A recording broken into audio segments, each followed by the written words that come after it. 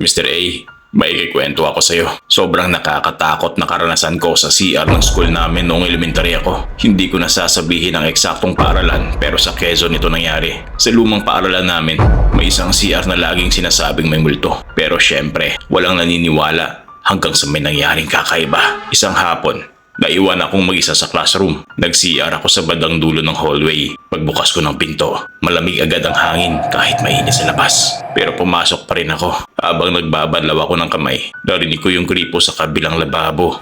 Bumukas mag-isa, walang tao. Nang bigla akong narinig ang flash sa isa sa mga cubicle. Dahan-dahang bumukas ang pinto, walang laman. Pagharap ko sa salamin, may nakita akong babae sa likod ko. Nakaputi, basa ang buhok, nakangiti. Paglingon ko, wala. Pero sa salamin, nandun pa rin siya. Tumakbo ako palabas. Nang balikan namin kinabukasan kasama ang janitor, sabi niya, diyan natagpuan yung estudyanteng nalunod noon sa loob ng cubicle.